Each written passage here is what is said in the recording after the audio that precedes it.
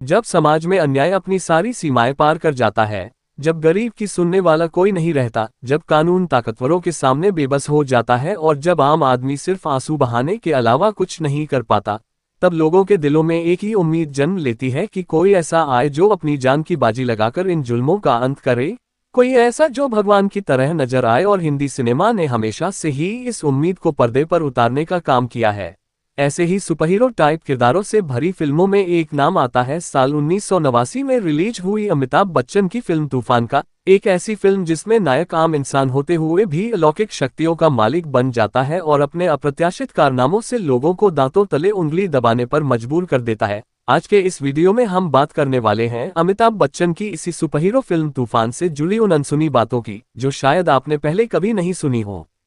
Film तूफान का निर्माण मनमोहन देसाई ने अपने डिफरेंस इंटरनेशनल के बैनर तले किया था और इस फिल्म का निर्देशन उनके बेटे केतन देसाई ने किया था। कहानी और संवाद सलीम खान ने लिखे थे, जबकि कथा पटकथा की जिम्मेदारी के शुक्ला और सलीम खान ने मिलकर निभाई थी। करीब 2 घंटे 54 मिनट लंबी इस फिल्म को 11 अगस्त 1989 को सिनेमाघरों में रिलीज किया गया था और फिल्म में अमिताभ बच्चन के साथ मीनाक्षी शेषाद्री, अमृता सिंह, फारूक शेख, प्राण, कमल कपूर, गोगा कपूर, जरीना वहाब, सुषमा सेठ, रजा मुराद, मणिक ईरानी, जगदीश राज, भारत भूषण और सोनू वालिया जैसे कई मजबूत कलाकार नजर आए थे। फिल्म का संगीत अनु मलिक ने दिया था और गीतों के बोल लिखे थे आनंद बख्शी, गुलशन बावरा और प्रयागराज ने। फिल्म में कुल 6 गाने रखे गए थे, जिनमें जादूगर का जादू, हाँ भाई हाँ, मैं हूँ जवान, लंका में डंका बजाने आया, तूफान और रास रचाए घर बारात है जैसे गाने शामिल थे। इन गीतों को किशोर कुमार, अमित कुमार, मनहर उदास, सुरेश वाडकर, अनुराधा पौडवाल, शब्बीर कुमार, अलका याग्निक और खुद अमिताभ बच्चन ने अपनी आवाज दी थी। अगर बॉक्स ऑफिस की बात करें तो साल 1989 में यह फिल्म कमाई के मामले में 10वें स्थान पर रही थी। फिल्म का बजट करीब 2 करोड़ 50 लाख रुपये था और इसने भारत में लगभग 5 करोड़ 75 लाख रुपये की कमाई की थी।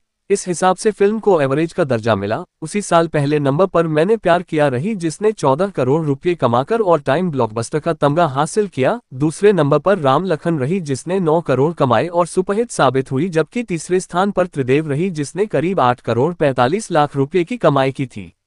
साल 1989 अमिताभ बच्चन के करियर के लिए इसलिए भी खास था क्योंकि इसी साल उनकी 2 फिल्में रिलीज हुई थी जिनमें वह जादूगर की भूमिका में नजर आए थे।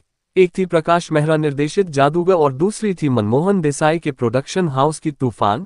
दिलचस्प बात यह थी कि प्रकाश मेहरा को इस बात का पता तब चला जब दोनों फिल्में रिलीज के लिए पूरी तरह तैयार थीं। जब उन्होंने अमिताभ बच्चन से पूछा कि दोनों फिल्मों में एक जैसे किरदार की बात उन्होंने पहले क्यों नहीं बताई, तो अमिताभ बच्चन ने जवाब दिया कि तूफान का जादूगर गली मोहल्ले वाला है, जबकि जादूगर फिल्म में वह एक प्रोफेशनल जादूगर की भूमिका निभा रहे हैं। अमिताभ ने यह भी कहा कि अतीत में जब भी उन्होंने मनमोहन देसाई या प्रकाश मेहरा से किसी तरह का सवाल किया, वह खुद ही गलत साबित हुए, इसलिए इस बार उन्होंने वही किया जो उन्हें सही लगा।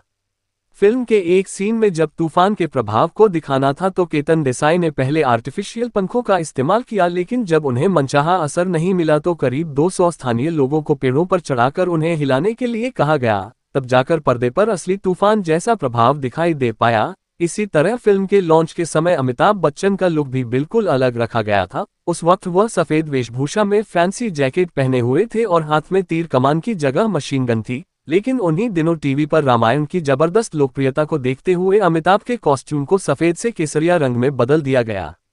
मनमोहन देसाई और अमिताभ बच्चन ने पहली बार 1977 की फिल्म परवरिश में साथ काम किया था। हालांकि अमर अकबर एंथनी दोनों की पहली रिलीज फिल्म बनी। 12 सालों तक साथ काम करने के बाद तूफान मनमोहन देसाई और अमिताभ बच्चन की आखिरी फिल्म साबित हुई। अमिताभ बच्चन ने ये फिल्म खासतौर पर मनमोहन देसाई की मदद के लिए की थी, लेकिन जादूगर वाली समानता की बात छुपाए जाने से मनमोहन देसाई उनसे काफी नाराज हो गए थे।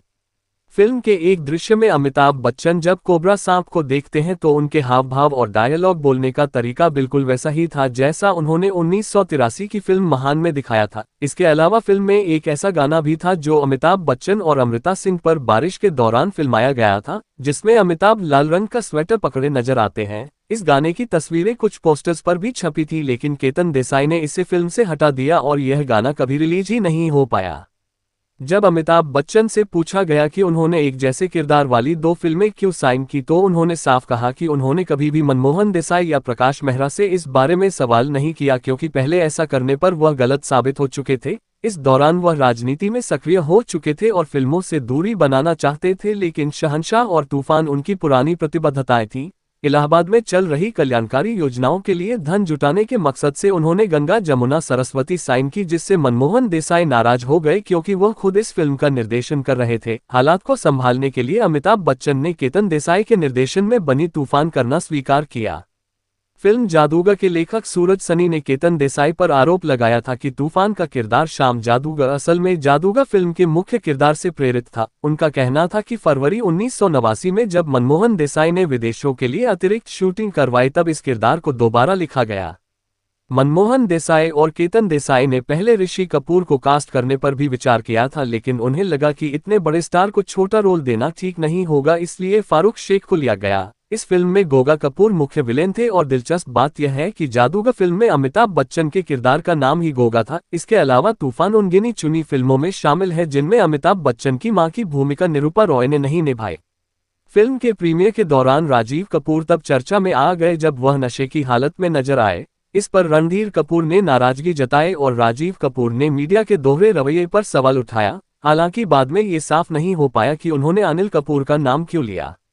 केतन देसाई की यह बतौर निर्देशक दूसरी फिल्म थी। इससे पहले वह अल्लाह रखा बना चुके थे। इसके बाद वह रोजी रोटी और जलवा जैसी फिल्मों से जुड़े, लेकिन आखिरकार अनमोल उनके निर्देशन की आखिरी फिल्म साबित हुई। फिल्म में फारूक शेख के दोस्त गोपाल शर्मा का किरदार निभाया गया था और एक ट्रेन सीन की शूटिंग बेंगलुरु के उसी प्लेटफॉर्म पर हुई थी जहां कभी कुली की शूटिंग हुई थी।